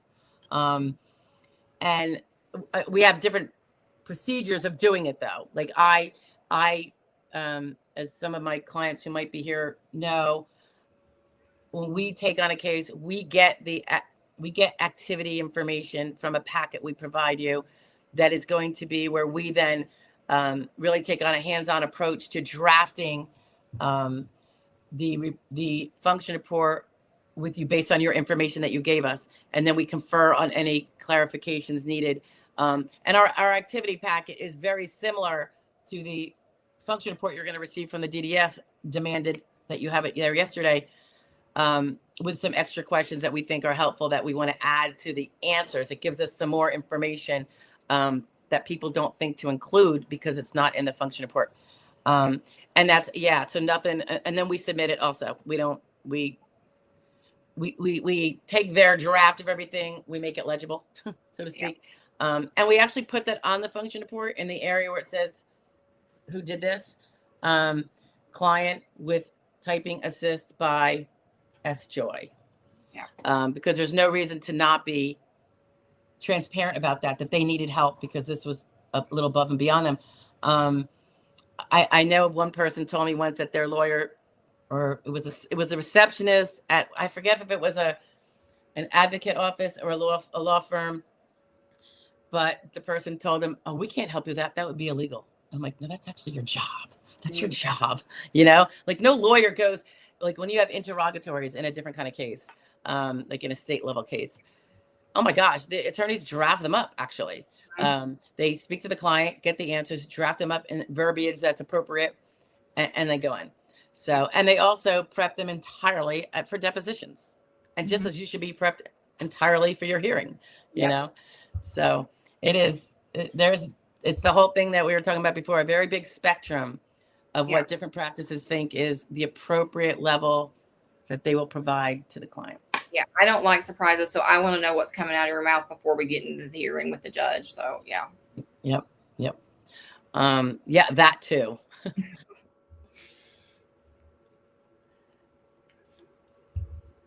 All right, I'm gonna have to blow out of here, guys. Shanna, do you want to stick around, or it looks like I think we're at the end anyway. People were very good and Yeah. closed up. You're good too, Shanna? Yep. Thank you for having me. Oh, thank you so much for coming. Wasn't that great, guys? Yay! It's always fun, but it's more fun when there's someone to share it with. So thank you, Shanna. I really appreciate it. And I'll talk to you later. All right. Bye. Bye, guys.